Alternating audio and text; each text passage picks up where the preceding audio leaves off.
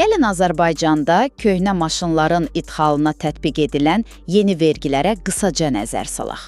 Deməli, əgər siz də xaricdən belə deyək, sərfəli bir köhnə maşın gətirməyi planlaşdırırdınızsa, bəlkə də planlarınıza yenidən baxmalı olacaqsınız.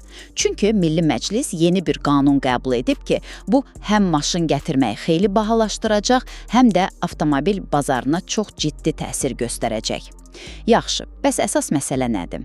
Birincisi, aksiz vergiləri kəskin şəkildə artırılır. Deməli, 2026-cı il yanvarın 1-dən sonra yaşı 7-dən çox olan maşınlar üçün vergi əmsalları qalxacaq. Baxın, benzin mühərrikli maşınlar üçün bu əmsal 1.5-ə, dizellər üçün isə lap kəskin, yəni 2-yə çatdırılır.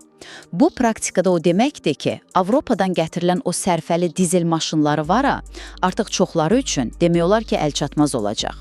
İkincisi, və bu çox vacibdir, bu söhbət artıq sadəcə bir təklif deyil, qanun qəbul edilib. Bəs bu vergi necə işləyəcək? İndiki vəziyyətdə vergi mühərrikin həcminə görə hesablanır, elədir. Yeni qayda ilə həmin məbləğin üstünə köhnə maşınlar üçün bir də bu yeni əmsallar gələcək, yəni vergi 2 qat artacaq. Məqsəd də aydındır, avtomobil parkını yeniləmək və, belə deyək, havanı daha çox çirkləndirən maşınların ölkəyə gəlməsinə azaltmaq. Xülasə, 2026-cı ildən sonra 7 yaşından böyük avtomobil gətirmək, bəli, cibinizə çox ciddi təsir edəcək.